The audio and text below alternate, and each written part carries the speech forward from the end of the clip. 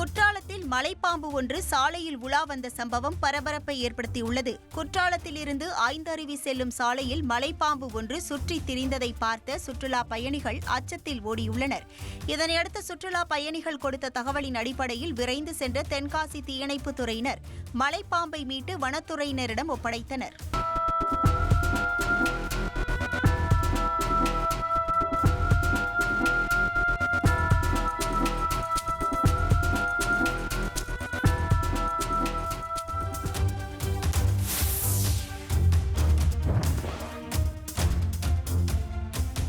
பட்டியில் அடுத்தடுத்து 2 வீடுகளில் புகுந்த கொள்ளையர்கள் 40 சவரன் நகையை திருடி சென்றனர்.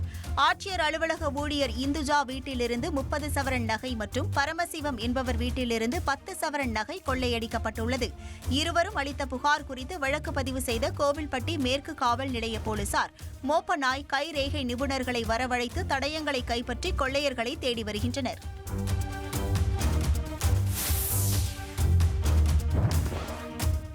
பட்டா மாறுதலுக்கு விவசாயியிடம் லஞ்சம் பெற்ற விஏஓவை லஞ்ச ஒழிப்பு போலீசார் கையும் களவுமாக கைது செய்தனர். தருமபுரி மாவட்டம் பாலக்கோடு வட்டாட்சியர் அலுவலகத்தில் கிராம நிர்வாக அலுவலராக பணியாற்றி வருபவர் பிரபு. இவரிடம் கணேசன் என்பவர் தனது விவசாய நிலத்திற்கு பட்டா மாறுதல் கேட்டு விண்ணப்பித்திருந்தார்.